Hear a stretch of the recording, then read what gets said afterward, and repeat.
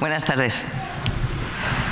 Es para mí un verdadero placer estar aquí con todos ustedes en este marco incomparable, en este precioso pueblo de Villarejo de Salvanés y con motivo nada más y nada menos que la creación del primer Museo Nacional de los Tercios. Gracias a todos los que lo han hecho posible, gracias señor alcalde, gracias Ricardo Anido y muchas gracias porque siempre vienen de mi mano o muy asociado con ellos a la Asociación de Esgrima Histórica y a la Asociación 31 de Enero Tercios. Gracias, gracias por estar siempre ahí, por ser los ideólogos del logo y de todo lo demás. Quiero por eso que mis primeras palabras sean de agradecimiento a las autoridades que han hecho posible esto y por permitirle contar quiénes fueron los tercios del mar, que es el objetivo que yo quiero señalar ahora, cuándo nacieron, cuáles fueron sus peripecias, sus sinsabores en el mar, en las armadas de guerra de la España de entonces, estamos hablando de los siglos XVI y XVII. Luchaban por su patria, luchaban por su rey.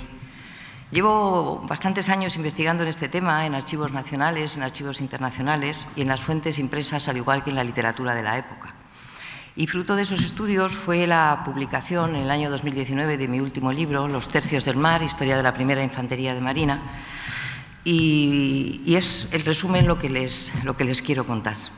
Algo que une este tema de los tercios con los hombres del Ejército, de la Guardia Civil, de los distintos colectivos que hoy forman parte de los cuerpos y fuerzas de la seguridad del Estado, que dieron su vida por España, algo que une, digo, a todos ellos es el valor, es el arrojo, es la valentía de quienes lucharon por su patria y también lo hicieron los soldados, los tercios de esos siglos, ¿no? Defendiendo su honor, como decía antes, su país y su rey. Yo lo que quiero mostrarles es quiénes fueron esos tercios, cómo vivieron, cómo murieron en el mar, embarcados en los navíos de guerra de la monarquía hispánica en aquellos siglos. Y sobre todo qué dificultades tuvieron cuando estaban a bordo y qué ocurría después cuando volvían a casa tras haber finalizado su misión. Les voy a poner muchas imágenes, no sé si las ven bien, para que se puedan pues, poner en situación y hacer conmigo un viaje por mar por aquellos siglos. Y que se imaginen el ruido ensordecedor, la confusión, los disparos certeros o no contra el enemigo, el abordaje, si había oportunidad, cuál era la vida a bordo, todas estas cuestiones que podemos comprobar perfectamente en estas imágenes.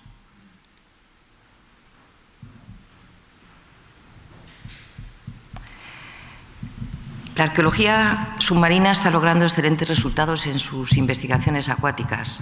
Es el caso, por ejemplo, de la ragazzona, que es… A ver si se sale… Esta.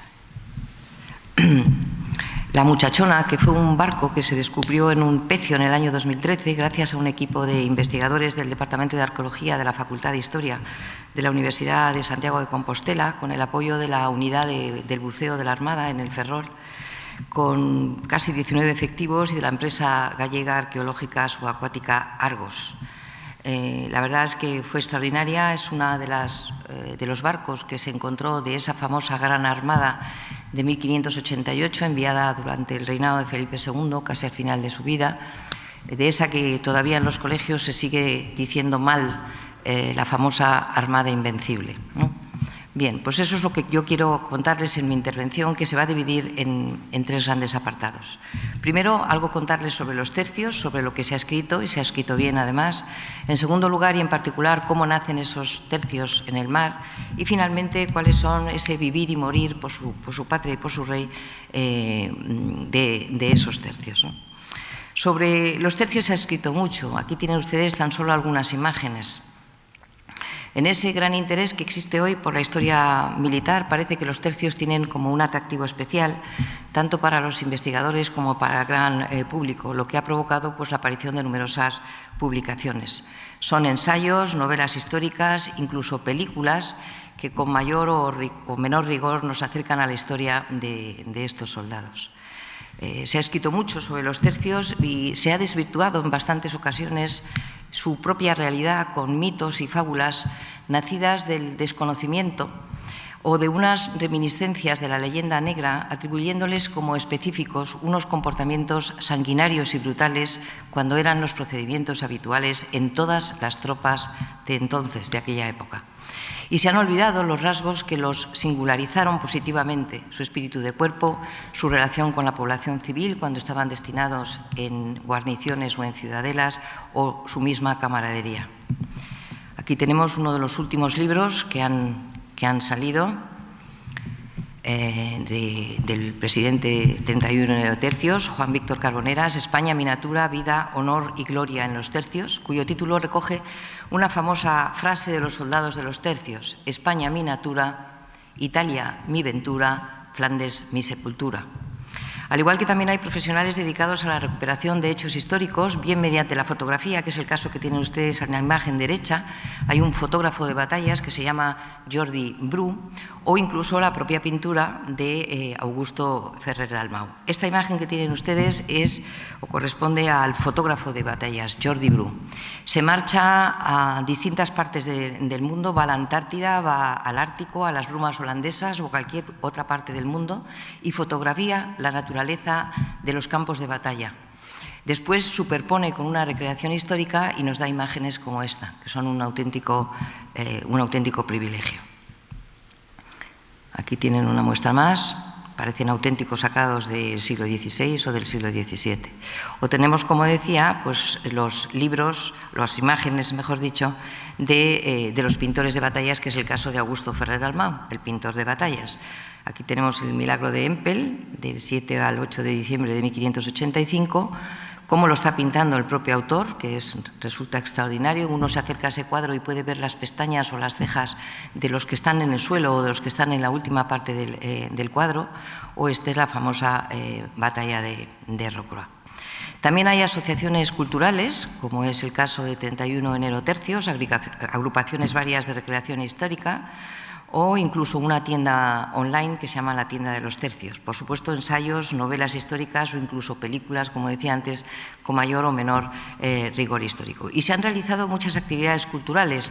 El año pasado, por ejemplo, se celebró en el Escorial una jornada titulada Fake News del Imperio Español, contando las mentiras que se han dicho sobre lo que fue el Imperio Español. Aquí tienen una imagen, tergiversaron la cara de los tercios, nos pusieron algunas de los que habíamos participado, pero se instaló un gran campamento, se hizo un alarde, desfilaron los tercios por San Lorenzo del Escorial, hubo una exhibición de la verdadera destreza española en combate a cargo de esa Asociación de Esgrima Histórica Antigua, 2 mesas redondas con periodistas y con historiadores, y un mercadillo imperial con libros, con artesanía y moda. Fue algo extraordinario y bueno, pone en valor lo que significa, lo que ha significado los tercios, y sobre todo como historiadores, que en nuestro caso procedentes del mundo civil, pero también del mundo militar, está implicada en este gran proyecto que significa dar a conocer nuestra propia historia, ¿no? Pero hay más actividades. El 28 de enero se celebró en la Real Sociedad Económica Matritense de Amigos del País una gala para poner en marcha lo que es el Monumento de los Tercios a través de la Fundación Ferrer Dalmau, promocionando a través de un crowdfunding popular que ya ha comenzado. Este es el monumento sobre el que se ha basado el logo que tenemos aquí en el museo, y aquí tenemos al escultor haciendo pues una de sus grandes creaciones, como pudo ser la de Blas de Lezo, que está en Madrid. También se celebraron este mismo año las segundas jornadas de los tercios, es decir, el año pasado ya se hicieron las primeras, y ahora, pues como tenemos aquí, pues este espléndido museo, ¿no? La creación del primer museo de los tercios. Bueno, llevamos un buen rato hablando de los tercios, pero no sabemos ni quiénes son ni cómo fueron. Los tercios están considerados como la unidad de élite del ejército hispánico en los siglos XVI y XVII, hasta que en 1704, cuando acaba la dinastía de nuestros reyes, los Habsburgo, y aparece la dinastía Borbón, pues desaparecen esos tercios para integrarse en el nuevo modelo de ejército que quería el primer Borbón, que es Felipe V, para España, y entonces transforma esos tercios y los divide en regimientos y más tarde en batallones, muy al estilo del modelo francés y prusiano de la época del siglo XVIII. Y digo lo que ya nos han señalado cuando han hablado esta mañana, nos han dado las explicaciones. Hablo de ejército hispánico y no hablo de ejército español, porque no debemos olvidar que ese ejército se componía de soldados de muchas naciones, que los españoles eran como mucho o alrededor del 12%, y que el resto lo componían pues, portugueses, italianos, tedescos o tudescos, es decir, alemanes, suizos y de otras nacionalidades. Y era muy habitual que en aquella época, en las batallas terrestres o en las batallas navales, nos encontráramos en enfrentamientos con los enemigos donde pudiera estar una pica alemana junto con un arcabucero suizo o un mosquetero español, pongo por caso. Realmente los tercios, con sus virtudes y con sus defectos, marcaron una época extraordinaria y gloriosa para el ejército español. Aquí tenemos una imagen de lo que puede ser un soldado de tercio, y en el lado derecho otra imagen con sus mosquetes y las salvas, las llamaban los 12 apóstoles, porque contenía la cantidad de pólvora suficiente como para poder disparar en una sola vez, y solían ser los 12 apóstoles porque eran 12 los que tenían los mosqueteros en este caso. No llevaban uniforme, también se nos ha dicho esta mañana, vestían con calzones, pantalón tipo bombacho, camisa blanca y un coleto, o lo que llamamos una casaca, un chaleco desmangado. En un principio eran soldados voluntarios que se alistaban por un sueldo, que se llamaba la soldada, de ahí el nombre de soldados. Y ya ese primer cuerpo se esboza en la lucha contra Francia y en la conquista de Granada en 1492, cuando realmente se pone de manifiesto que la caballería tiene sus días contados y que realmente es la infantería la que va a estar pues en primera línea de lo que puede ser un buen ejército. Estamos hablando, como digo, de finales del siglo XV. ¿De dónde sale la palabra tercios? Pues hoy en día todavía existen debates y teorías sobre ese término. Los medievalistas son los que dicen que tercio viene cuando el soberano llamaba a la guerra a sus huestes, y entonces los nobles dejaban parte de sus vasallos trabajando en sus campos y el resto, un tercio de los que estaban a su servicio, se los llevaban para luchar con y por el rey. Hay quien dice o lanza otra teoría, que cada tercio debía estar compuesto en un principio por 3.000 hombres, nunca se llegó a cumplir prácticamente esa cifra, y otros defienden que la denominación de tercio procede de una campaña, la campaña del Rosellón del año 1503, por las que un soldado se dividía en 3 armas o 3 tercios. Uno era de picas, otro era de escudados, es decir, de espada y escudo, y otro de ellos era de ballesteros o de espingarderos. Estamos hablando de finales del siglo XV. Aquí tenemos una imagen de piqueros esperando la carga del enemigo para ensartar sus picas a los caballos contrarios, que era lo primero, y en esta imagen lo ven cómo lo están llevando a cabo. Y estos son los 3 a los que antes aludíamos, el arcabuz, la pica y el mosquete. Por último, está otra teoría que afirma, posiblemente sea la más asentada, se basa en la ordenanza de creación de Carlos I, en la que ya se habla de 3.000 efectivos y se emplea por primera vez la palabra tercio. Estamos hablando entre 1534 y 1536. Sin duda alguna hubo grandes soldados y marinos que jugaron un papel esencial en nuestra historia, en tierra y en exitosas o fracasadas operaciones anfibias. Soldados como Juan de Austria, Lope Figueroa, Cristóbal de Mondragón, Alonso de Contreras, Julián Romero, al que llamaban el de las hazañas, o Sancho Dávila, al que se le conocía con el nombre de Rayo de la Guerra. Muchos de ellos embarcados en los navíos atlánticos de la monarquía hispánica, pero también marinos que hablan por sí solos: Álvaro de Bazán, Marqués de Santa Cruz, Pedro Menéndez de Avilés, Pedro de Valdés, por supuesto Luis de Requesens, Juan Martínez de Recalde, Martín de Bertendona, Miguel de Oquendo, tantos y tantos, ¿no? Hasta ahora hemos hablado de tercios a secas, pero yo quiero contarles cómo nacen los tercios del mar, que es la segunda parte en la que yo he dividido mi conferencia. Al principio, en la Edad Media, había soldados de marina. ¿Qué significa eso? Pues que eran soldados a los que se les embarcaba para guarnecer, para proteger las naves de un posible ataque corsario, pirático, infiel o de un enemigo de la monarquía. La legislación de entonces, que es lo que tienen ustedes en la imagen,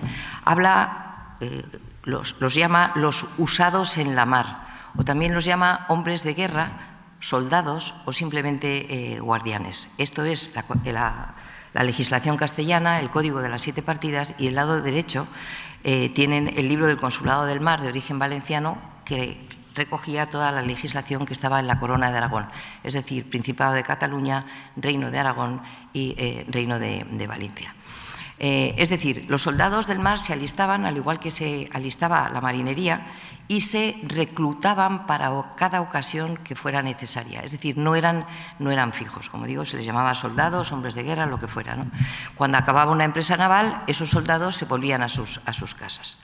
Más adelante aparecieron los llamados arcabuceros, porque llevaban arcabuz, que no es lo mismo que un mosquete, que tiene un tamaño mayor y que el disparo es diferente y que tiene que apoyarse en una horquilla para poderse disparar con precisión, aunque allí la gente lo que hacía era tirar a bulto, no tenían una mira telescópica ni nada por el estilo, ¿no?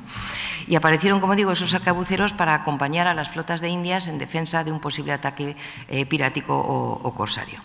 Bien, cuando llegamos a la época del emperador, a la altura de 1528 aproximadamente, se tiene constancia de lo que se llama por primera vez tercio de galeones, que significa que es un grupo de soldados que tienen que servir de manera estable en una armada de guerra, y los llamaron compañías viejas del mar de Nápoles. Tiene una fecha, que es el 27 de febrero de 1537, por eso se pone la fecha de Infantería de Marina de ese año, y cada año el Cuerpo de Infantería de Marina celebra el 27 de febrero su existencia.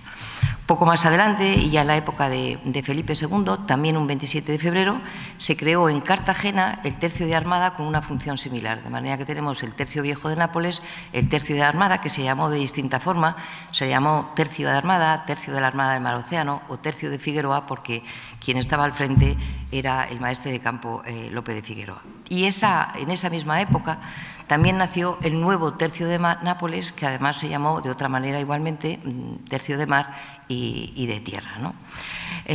A la vez, y en ese mismo año, 1537, nació el Tercio de Galeras. Con todos estos tercios se da por sentado que a cada escuadra de galeras se le asignó un tercio de soldados que estarían siempre acompañándolos de manera fija cada vez que esas galeras tuvieran que salir al mar a enfrentarse contra un enemigo. Y actuaron tanto en el Mediterráneo como en el Atlántico, ¿no?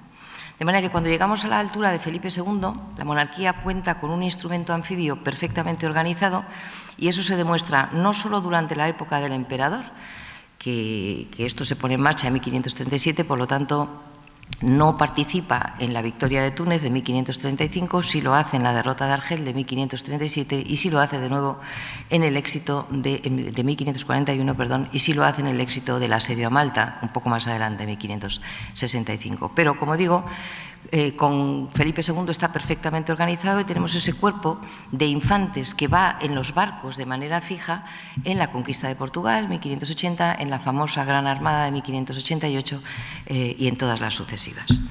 Más adelante, y les cuento ya la trayectoria de cómo es la historia de la Infantería de Marina, en 1633 nacen unas ordenanzas.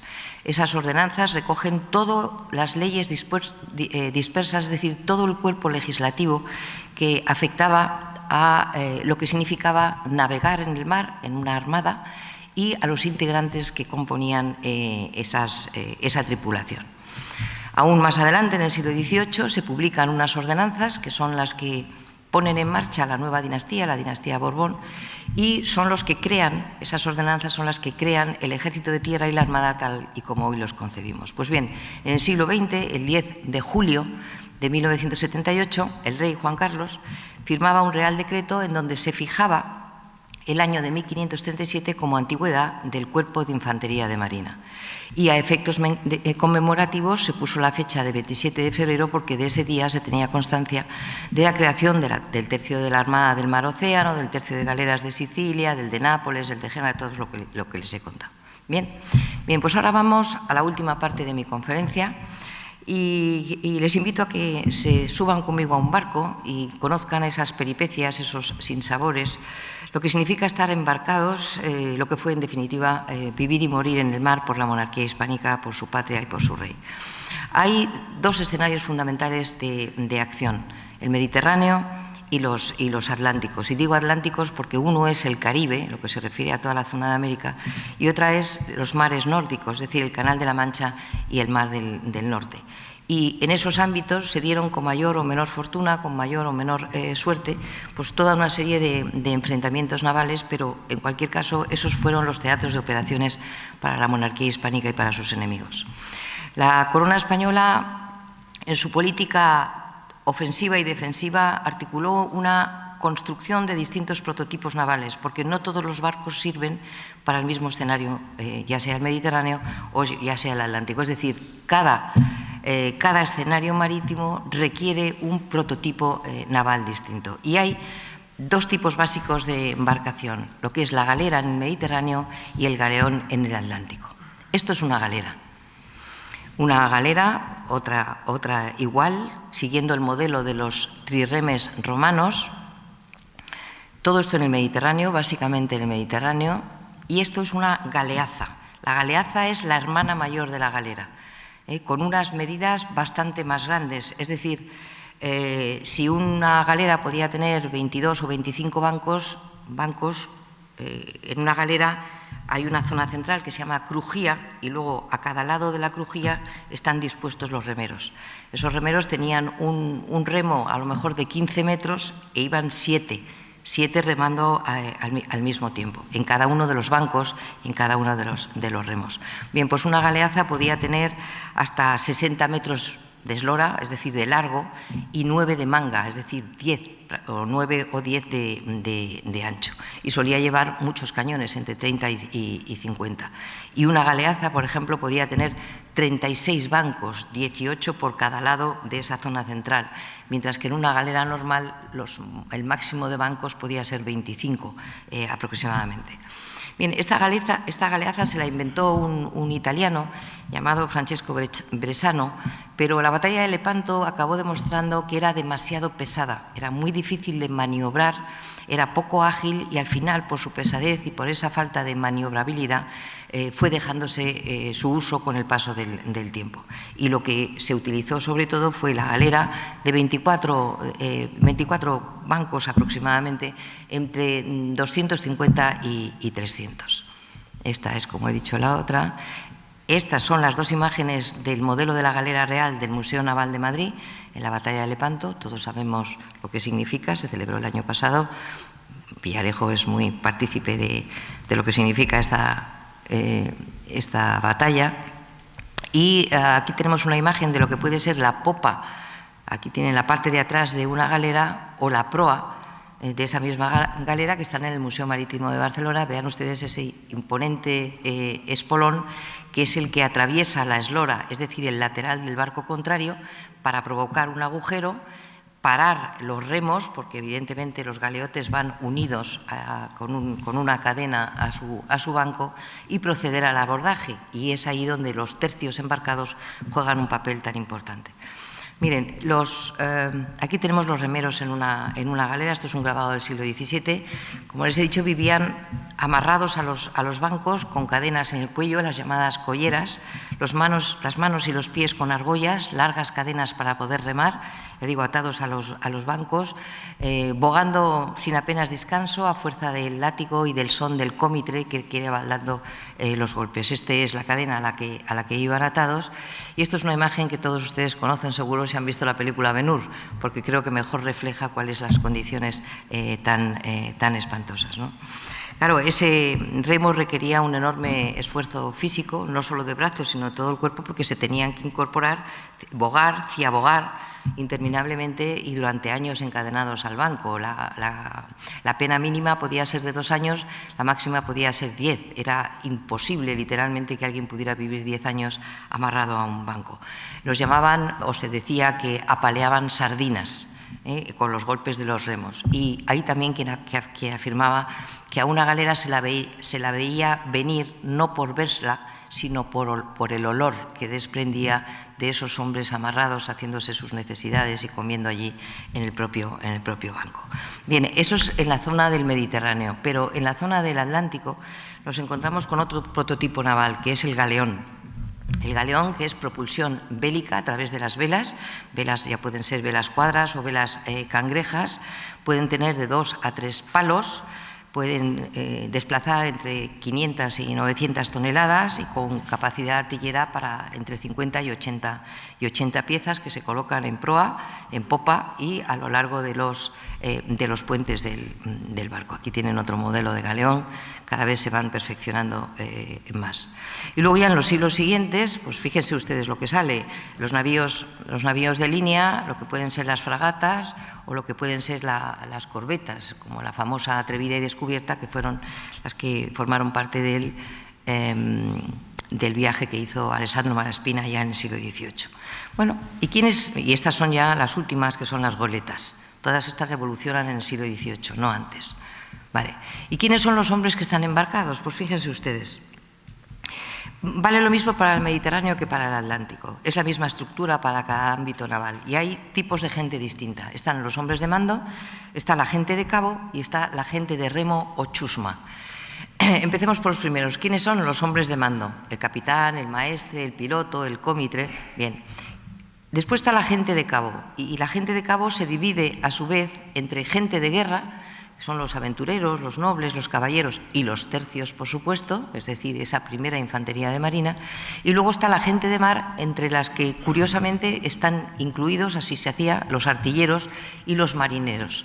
Marineros que podían ser marineros, pajes o grumetes, dependiendo del escalafón, y tenían pues toda la actividad o las labores relacionadas con lo que era la maniobra del velamen, de los cabos de un barco, etcétera, etcétera. Por último estaba la gente de remo. Evidentemente esta gente de remo, llamada también chusma, está solo en las galeras, es decir, en los prototipos navales del Mediterráneo, y a su vez esta gente de remo se divide entre lo que son los voluntarios.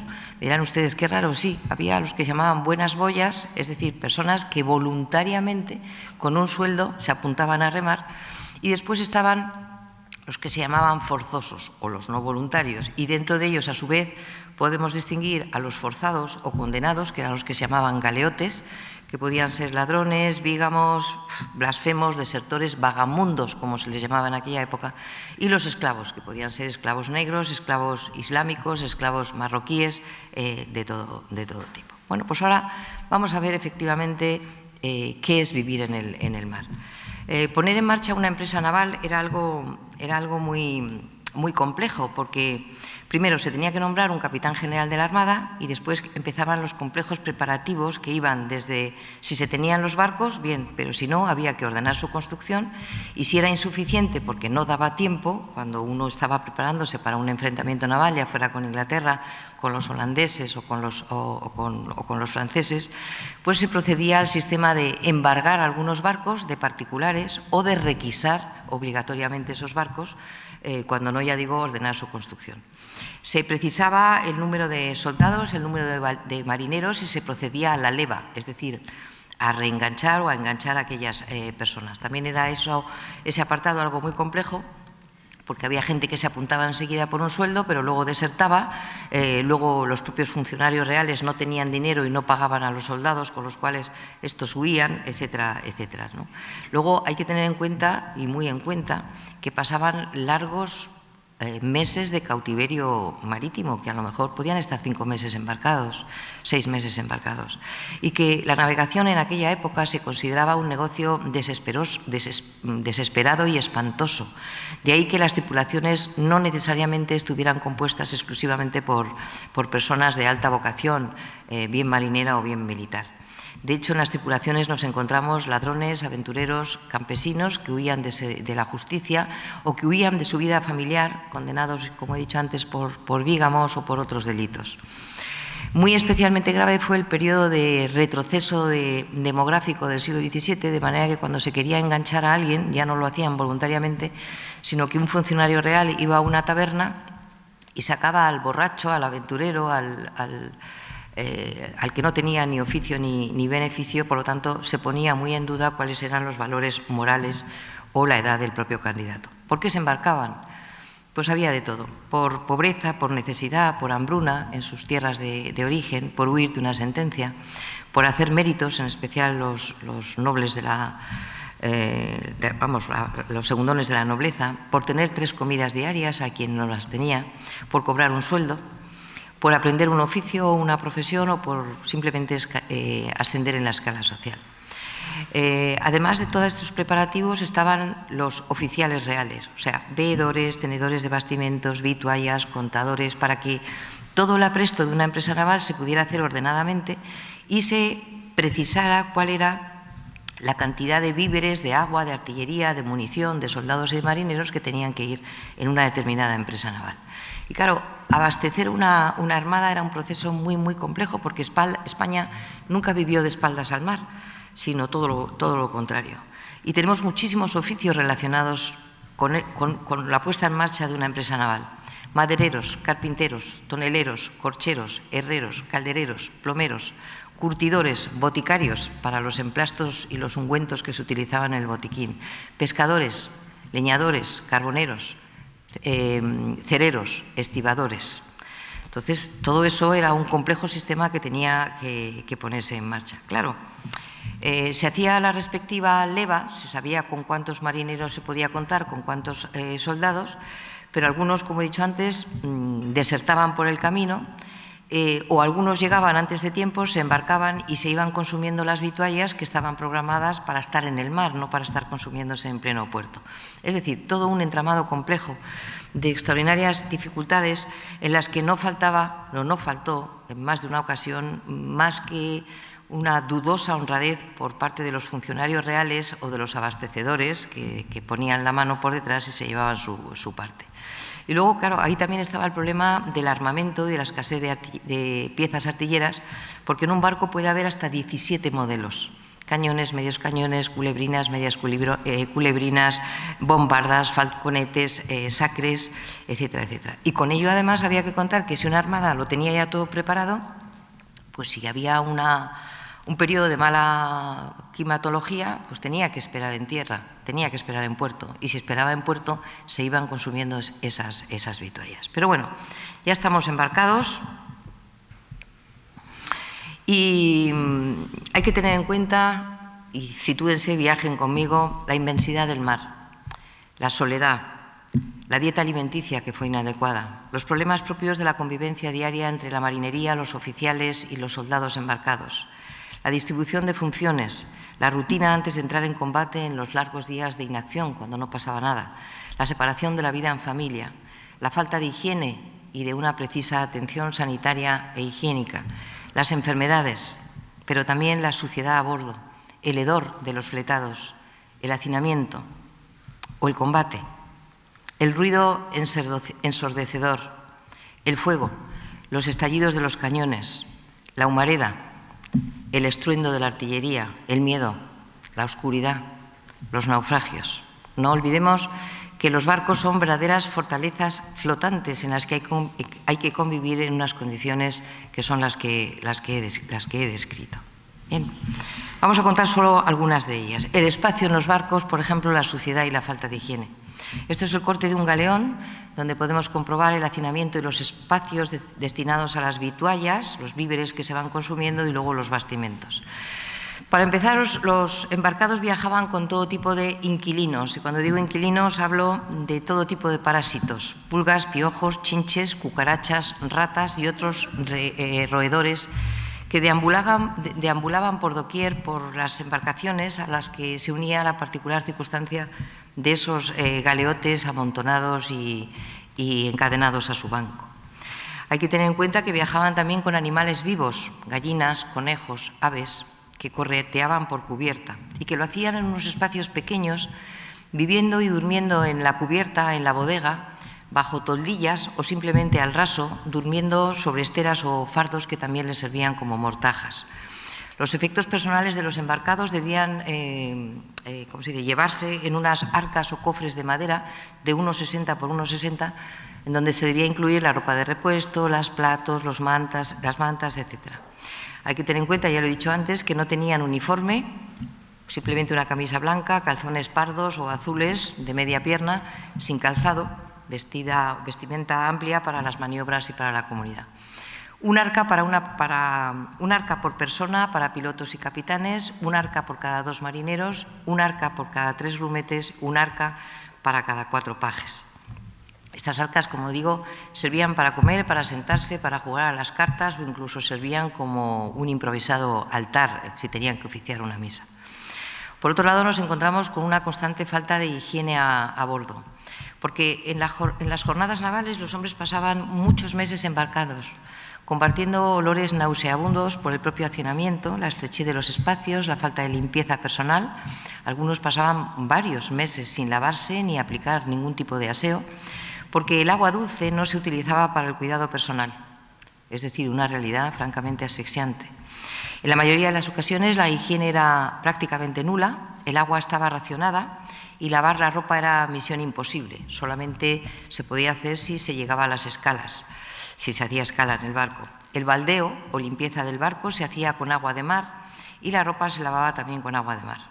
Había muchísima humedad, vómitos, probablemente fue la enfermedad más corriente, más común fue el mareo, y los baños de mar resultaban muy difíciles por el propio bamboleo del barco, porque muchas veces muchos de ellos o no se atrevían porque sobre todo no sabían nadar y aprovechaban los chaparrones o las tormentas para poderse duchar, pero por supuesto no desnudos, sino con la ropa encima, ¿no? Y fíjense, el concepto entonces era que en aquella época era que bañarse era de moros o de afeminados, y que por lo tanto no era recomendable quitar la mugre, ya que por lo menos no picarían las pulgas, claro, que corrían el riesgo evidentemente de infectarse, ¿no? Se organizaban limpiezas periódicas de los barcos, pero una vez al mes en profundidad, y frotaban bien la superficie con romero, si es que se tenía, y a mediados del siglo XVII se empezaron a sanear las cubiertas de los barcos con el empleo de desinfectantes. Después, más adelante, en el XVIII, se utilizarían las fumigaciones de enebro y de vinagre y de pólvora de cañón. Y ya más adelante, a finales de ese siglo, se utilizó lo que se llamó el método Carmichael, que consistía en verter ácido sulfúrico sobre nitrato de potasio en las superficies de los barcos con bastante buen resultado, ¿no? Otra cuestión importante fue la alimentación a bordo. De verdad que la dieta alimenticia no era el atractivo para subirse en un barco, sin duda alguna, pero quizá era mucho mejor que si la comparamos con la vida de miseria que muchos llevaban. Los barcos estaban bien aprovisionados, el problema era que las provisiones se pudrían. Y en general de la alimentación podemos decir que era deficiente y poco variada, con mucha falta de alimentos frescos. Los animales embarcados, como cerdos, ovejas, alguna res, gallinas, he dicho antes, aves, que se embarcaban enseguida se consumían, eran los primeros que se consumían. También se sabe de la existencia de anchoas, pasas, ciruelas, higos, carne de membrillo, pero no existía un sistema para conservar los alimentos por la larga duración de los viajes, por lo tanto esa comida se pudría. Se consumía, eso sí, mucho pan. Cuando se acababa se comía una especie de harina integral que se cocía 2 veces para su mayor resistencia y se le añadía un poco de levadura. Es lo que se llamaba el bizcoto, con V o con B, bizcoto, es decir, 2 veces cocido, que podía llegar a durar hasta 2 años. Se quedaba muy duro y se le echaba agua o vino y se podía comer, pero pasados esos 2 años. Se hacían 3 comidas al día. El desayuno había galleta o vino, un aporte energético, tocino o pescado. En la segunda imagen, ahí está más galleta. A la altura del almuerzo, aproximadamente a las 11 de la mañana, era la comida principal más fuerte, menestra, arroz en días alternos, carne o pescado seco, no a la vez, anchoa o cazón.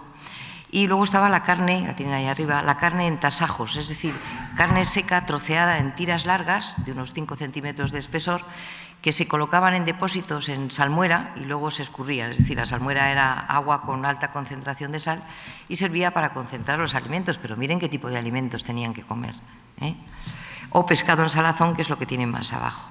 Era la única comida caliente del día, si es que tenían suerte, porque se calentaba esa comida con fogones de metal y siempre que el viento o el mar lo permitieran. Y la cena era la mitad del almuerzo. En el caso de los galeotes, la cena era el bizcocho más estropeado. Si ya hemos dicho que se cocía 2 veces y que era pan de harina integral, etcétera, etcétera, imagínense el aporte vitamínico que podrían tomar. Imposible, francamente imposible. Bien, seguimos. Aquí. Quiero contarles más. Vale. Como líquidos que usaban, pues agua a los 10 días o 2 semanas como mucho se pudría y se solía utilizar entre 2 o 3 litros por persona y día. Se utilizaba el vino tinto, blanco o dulce andaluz, se han encontrado los documentos, yo los he encontrado en Simancas, de 1 litro por persona y día. Ojo, no significa se mezclaba con agua, no se imaginen ustedes que es que los soldados combatían borrachos, era simplemente porque tenían un aporte vitamínico que era necesario. Cerveza, ¿saben ustedes cómo lo califican los documentos? Especie de fango verdoso que se mareaba en el mar, pues se ponía de color verde y era imposible beber. O vinagre, agárrense, 3 litros por persona al mes. Dirán ustedes, ¿cómo comían tanto con tanto vinagre? No, es que el vinagre también se empleaba como potenciador de alimentos y además disfrazaba su mal sabor o su mala calidad, aunque también el vinagre se utilizaba como desinfectante. La carne se lavaba en el mar porque en salazón resultaba demasiado salada y los embarcados se quemaban la boca y sentían aún más sed cuando se comían esa carne que hemos visto. Realmente pasaba muchísima sed en todas las maniobras. Y también se conoce que comían queso en las dietas, se conservaba muy bien, podía ser un buen sustitutivo de la carne o el pescado, pero era muy duro, tan duro que dice que se podían tallar figuras, dicen los documentos. Si alimentarse era difícil, según les estoy describiendo, descomer, así lo he llamado educadamente, descomer era una epopeya. ¿Cómo descomían? Pues se subían a la borda, utilizaban vacinillas que luego arrojaban al mar y se decía la expresión vista a proa para que no miraran y todos pudieran hacer sus necesidades, de uno en uno. Se agarraban y deponían. Más tarde a alguien se le ocurrió que era una forma penosa de morir si con un mal viento se desencajaban y se caían. Y entonces pusieron una especie de letrina en la popa del barco a la que llamaron jardín. En Inglaterra lo llamaron gunner store, que significa tienda de artillería, aludiendo a las ventosidades. Qué fina lo estoy diciendo. Que consistía en una tabla de madera con un agujero en medio que flotaba fuera del barco y ahí podían hacerlo y lo iban haciendo por turnos. Bueno, y si hablamos de las enfermedades y de la asistencia sanitaria, pues imagínense. Disentería, tifus, fiebre amarilla, cólera, paludismo, sarampión, viruela, infecciones de herida y, por supuesto, el escorbuto, una de las más graves. Septicemias frecuentes y en guerra había más muertes por enfermedad que por propio combate. El escorbuto fue la enfermedad el azote de los marinos por falta de vitamina C, al no comprar pues, frutas u hortalizas en mucho tiempo. Entre sus síntomas estaban las encías y la lengua hinchada, palidez, hinchazón de ojos, debilitamiento, progresivas diarreas, desórdenes renales, hemorragias y muerte.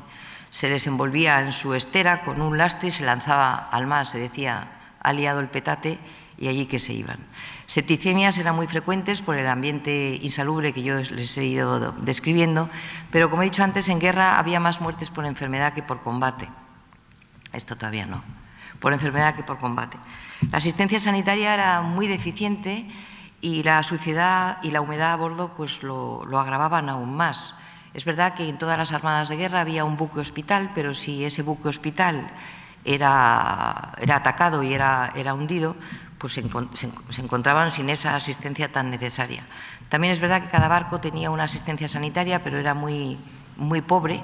Tenemos un cirujano, un barbero o un sangrador, tal y como lo describe el Quijote, pero fíjense, un cirujano por cada 1.300 soldados y un médico por cada casi 9.000 soldados, de manera que no podía atender, por supuesto, todas las necesidades.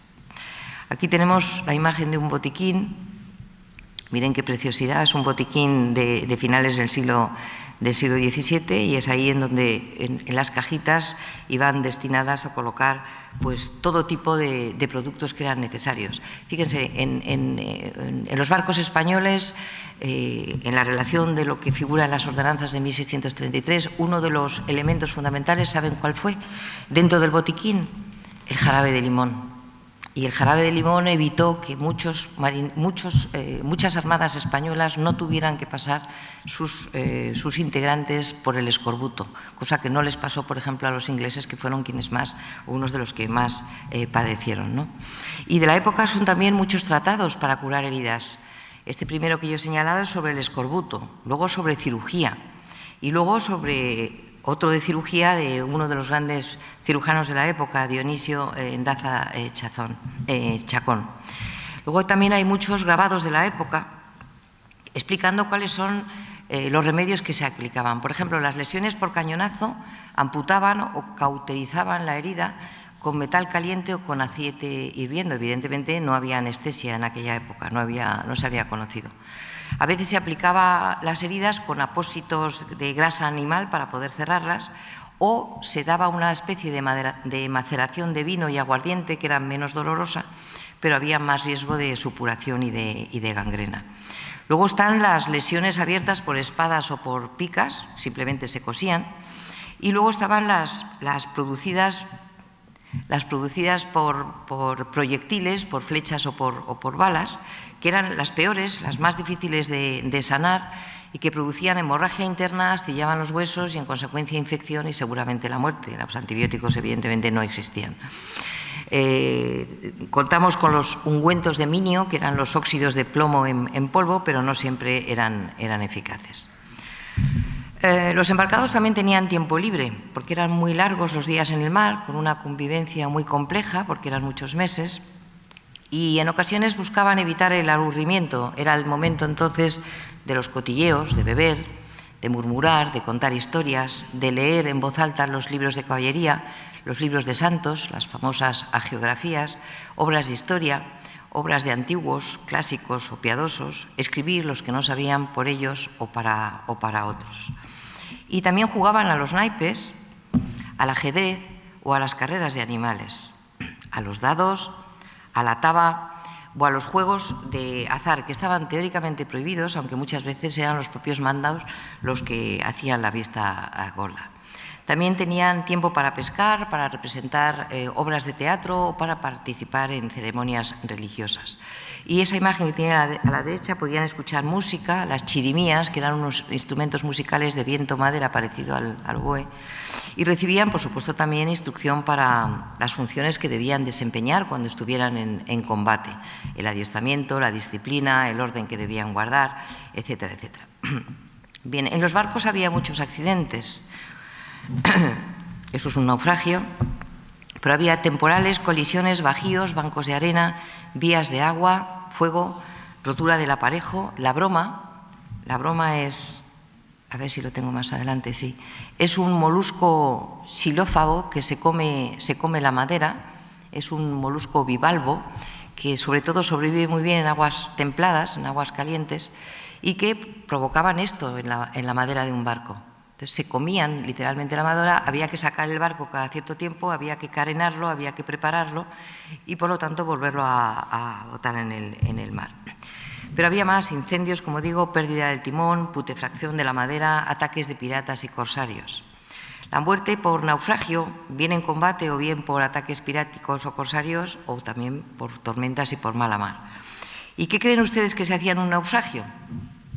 ¿Eso de salvar mujeres y niños? No. Lo primero que se hacía era salvar el oro del rey, las joyas, las piedras preciosas, los metales. Se abandonaba el buque en lanchas, en lo que hoy llamamos chinchorros, en las embarcaciones auxiliares, con lo valioso de las personas principales y los marineros de fuerte complexión, que eran los que remaban, y se quedaban a bordo pues, las mujeres, los niños, los enfermos, los heridos, los ancianos. Nada de salvar, como digo, las mujeres y niños primero. Sufrían, como digo, los barcos esa broma en aguas cálidas. Y también otros problemas, la acumulación del agua de la sentina, por ejemplo, la parte más baja de un barco. Debían bajar con una vela y si ésta se apagaba se entendía que era un pozo negro con gases venenosos y había que proceder a achique y limpieza bien con vinagre. Y entre otros accidentes estaban los incendios que podían provocar el estallido de la Santa Bárbara. La Santa Bárbara de los barcos es el lugar en donde se custodia y se guarda la pólvora u otros explosivos. Esto es un ejemplo de un estallido de una Santa Bárbara, o también funcionó muy bien por parte de los enemigos los llamados brulotes, que eran unas planchas, unos troncos de madera cosidos, untados con pez, con algo grasiento, e incendiados, lanzándolos con un pequeño timón para chocar con los barcos enemigos. Los españoles se asustaron mucho viendo esos brulotes porque se pensaron que era algo producido por el demonio, una cosa así. También había tiempo en los barcos, y estoy terminando, había tiempo para la oración. La religiosidad se vivió muy intensamente. En un marino es algo lógico porque está expuesto siempre a las inclemencias meteorológicas o a los ataques enemigos. Corría por entonces un dicho que decía: el que no sepa lo que es rezar, que vaya por esos mares, verá que pronto lo aprende sin enseñárselo a nadie. Los embarcados percibieron enseguida su pequeñez en la inmensidad del mar, el miedo a lo desconocido. Y la religiosidad, que se vivió de manera muy intensa, se puso de manifiesto en los rezos, en las invocaciones, al avistar a un enemigo o cuando había tempestad y tormenta. Aquí tenemos la popa del galeón San Marcos, por ejemplo. Esa religiosidad se observa en los adornos de los barcos, en los estandartes, en el propio nombre de los navíos.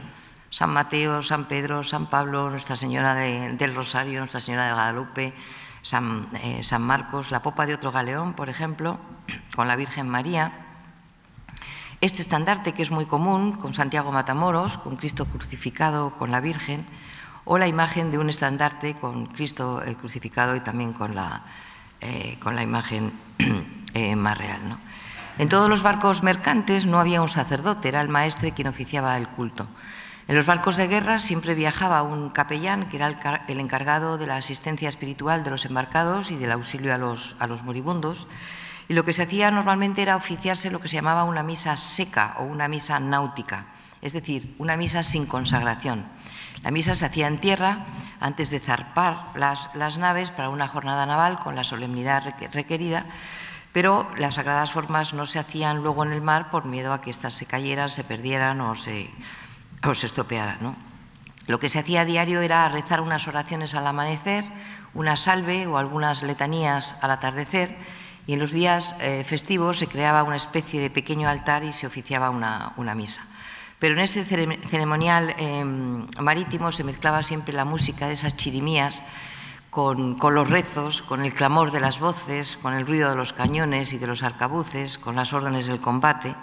Pues claro, era muy difícil, era muy complejo tener que adivinar cuáles eran las voces de combate que se expresaban, cuáles eran los lamentos de los heridos o cuál era cualquier otra razón que se expresaba en aquel momento. Estas son unas imágenes que nos hemos encontrado fruto de la arqueología submarina. Ven medallas dedicadas a la Virgen, al Buen Pastor, la cruz de San Juan de Jerusalén, simples medallones o crucifijos, ¿no? En los barcos había también mucha superstición. No se podía salir en barco en martes, ya saben ese refrán, en martes ni te cases ni te embarques. Si un barco se llamaba, por ejemplo, Neptuno, tenía un alias, Nuestra Señora de los Remedios, o también había convicción de existencia de criaturas terroríficas, de serpientes marinas, de sirenas, de grandes abismos. Todavía se creía eso en estos siglos XVI y XVII. Se creía sobre todo en el fuego de San Telmo, esa especie de brillos verdosos que existen o azulados que aparecen suspendidos como objetos puntiagudos situados en tierra. Es un campo eléctrico que de verdad se genera provocando pequeñas chispas, ¿no? Bien. Los desplazamientos de los tercios en marcha hacia sus lugares de destino, en especial las tropas destinadas en Flandes, utilizaron el camino español. Esta mañana nos han hablado y muy claramente de él. Pero en los momentos en que este camino español resultaba imposible o quedó cortado literalmente, pues el envío de tropas se hacía por mar. En esas jornadas navales se desarrollaron, tanto en el Atlántico como en el Mediterráneo, existieron además dos grandes problemas añadidos: la presencia de corsarios y de piratas y la falta de un puerto seguro en el que poder refugiarse los barcos españoles. Pero la acción de los tercios de combate naval y de operaciones anfibias ofensivas, con un gran número de soldados, fue extraordinario y sobre todo fue muy útil en la exigencia de una adecuada combinación de choque y de fuego y de inmediata reacción ante imprevistos y contraofensivas. Los tercios del mar obtuvieron sonadas y conocidas victorias: la toma de Túnez, la batalla de Lepanto, el exitoso asedio de Malta. Pero también tuvieron grandes fracasos. La jornada de Inglaterra, esa mal llamada Armada Invencible, el fracaso de Argel de 1541, la batalla de las Dunas más tarde, en 1639. Pero los tercios actuaron en la construcción de puentes, en el paso de ciénagas y de ríos helados, en las penurias y miserias que atravesaron, en los campos de batalla, en las batallas campales, en los asedios, en los combates de menor importancia o en las acciones anfibias, bien como guarnición o tropas eventuales de desembarco. Una actividad en la que los tercios tuvieron que combatir en aguas inhóspitas, con diques y mareas altas y bajas, que no eran las habituales en sus lugares de origen, con nieblas, con intenso frío, atravesando canales y mares. Y lo hicieron también en escenarios fluviales y lacustres, haciendo acertada la frase de Alejandro Farnesio, el duque de Parma, que afirmaba: contra la inferioridad naval estaba la ofensiva arquitectónica en la construcción de los puentes. Lo llevaron a cabo con distintas tácticas, dependiendo si combatieron en el Mediterráneo o en el Atlántico. Y por último, vamos a ver qué ocurre cuando los soldados y los marinos se licencian, porque en aquella época, no sé si en la futura, pero en aquella época tampoco no había pensión asegurada al final de sus vidas. No contaban con un sistema de jubilación. No tenían garantizada el cobro de las pensiones y de las deudas pasadas. Muchos se veían obligados a vivir de la caridad de sus camaradas, de la misericordia o de la compasión de algunas instituciones o de su capacidad para poderse reinsertar en la vida civil. Y venían así, llegaban así. Se les califica de soldados viejos o estropeados. Yo tengo un doctorando, uno a quien dirijo la tesis doctoral, que ha encontrado una documentación maravillosa en el Archivo General de Simancas y describe las cartas que estas personas escriben y cuentan su dolor, cuentan su miseria, cuentan que ha servido al rey, que ha servido a la patria. Pero ahí están tullidos, sin jubilación, sin apoyo, nada más que vivir de la miseria. Claro, su destino dependía de su salud, del grado de invalidez, de su grado de discapacidad, de su lugar de asentamiento, de su edad y de la posibilidad de obtener una gratificación real por haber destacado en sus acciones militares. Y a veces pululaban por la corte pidiendo simplemente que les dieran algo para poder subsistir. La documentación de la época es muy abundante en lo que se refiere sobre todo a las peticiones de pagos de varios años atrasados, al cobro de lo adeudado, por ejemplo, de las naves que embargaba un determinado monarca, de la petición de algunas viudas o de las liquidaciones de herencias testamentarias. Por eso recurrieron con demasiada frecuencia a las instituciones religiosas o a las de caridad, porque de alguna forma sabrían que tenían garantizado su alojamiento, su sustento, además de una asistencia sanitaria y religiosa adecuada. O, como ya he dicho antes, pulularan por la corte en busca de pensiones o cargos.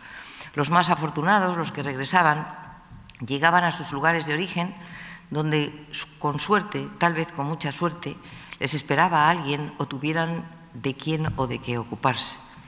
Porque pese a su atribulado final, no debemos olvidar que sus hazañas, las hazañas de sus tercios, pesaron más que sus temores, que su valerosa actuación fue mayor que sus deserciones o de sus motines. Con todo, no podemos olvidar que a lo largo del siglo y medio los tercios fueron los soldados más admirados y más temidos de Europa.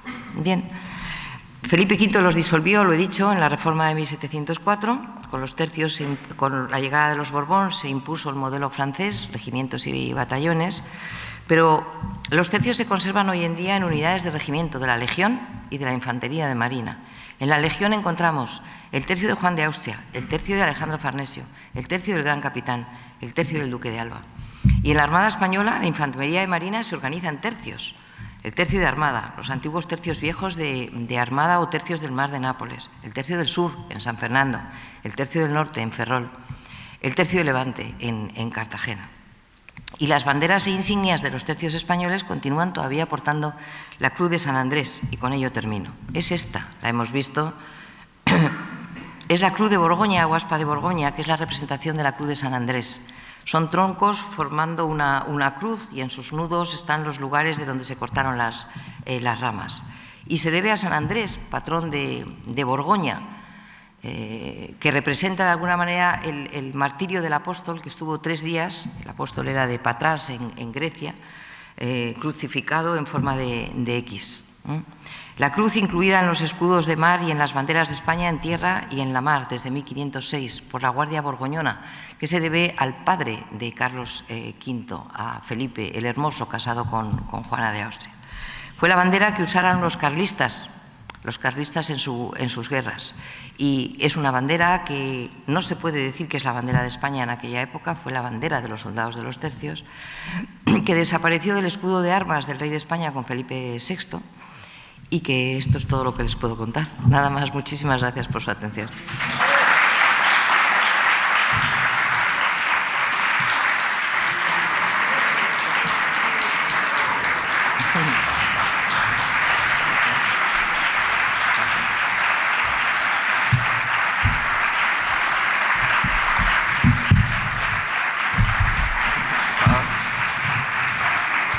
Muchísimas gracias. Si alguien tiene curiosidad por preguntar algo, pues que lo haga. Y si no, que calle para siempre. Se suele decir, gracias, se suele decir que cuando alguien dice que si tiene que hacer una pregunta y nadie lo dice, hay dos posibilidades. O que se han enterado todo y que ha quedado fenomenal, o que no han entendido nada y prefieren no preguntar. Me alegro que haya alguien levantado la mano. Gracias. Muchas gracias, muchísimas gracias.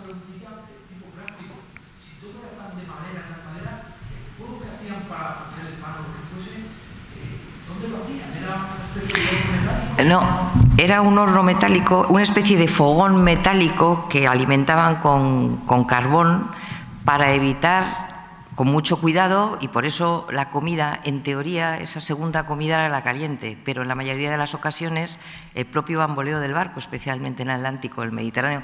Dicen que el Mediterráneo es el mare clausum, el mar tranquilo. Yo he estado en el Mediterráneo con unas olas de película. Pero vamos, comparado con el Atlántico, cuyas olas son peores cuando hay un temporal, pero básicamente se ponían en esa especie de infiernillo y con eso daban caliente, que quiero decir templada, o sea que no tenían que morder esos tasajos de carne ni tomar algo de vino o esa especie de pasta que era el bizcoto. Con eso sobrevivían. Por eso cuando han hecho un estudio del aporte vitamínico tenían una deficiencia de vitaminas brutal, porque era una alimentación basada siempre en lo mismo. En teoría la menestra, pero en teoría y cuentan que muchas veces la galleta se quedaba tan estropeada que la ponían en un sitio, esperaban a que los gusanos salieran a comerlas y cuando los gusanos estaban en la superficie de la galleta se tiraban a comer los gusanos, porque la galleta les era insuficiente. También se sabe de casos en el siglo XVII que tuvieron que comer las propias ratas del barco para poder sobrevivir.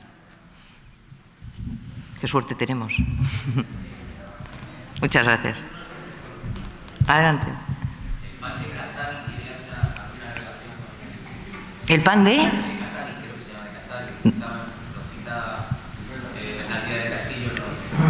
Ni idea. Yo creo que es la primera vez que lo oigo. No sé, yo sé que se llevaba pan, o sea, el pan normal y corriente que hoy comemos, pero ese se endurecía a los pocos ratos. Y luego los documentos no citan ese. No sé si era un pan especial mexicano o se le llamaba así en México, no lo sé. Pero desde luego siempre se habla de bizcoto, ya digo, con V o con B, y es esa harina integral con un poquito de levadura para inflar, y que se quedaba igualmente duro, menos duro que el normal, y que podía durar, pero hacía mordiscos a los 2 años. Entonces, que la única forma de poderlo empapar con algo era con ese agua, si no se había consumido, o con el vino dulce, blanco o lo que tuviera. El dulce andaluz era algo que gustaba mucho, pero yo creo que era por pura supervivencia, porque o lo tomaban y no digo que fueran borrachos, como he dicho antes, lo iban con la alegría suficiente porque sabía que iban a morir. Muchos de ellos iban a morir. Gracias.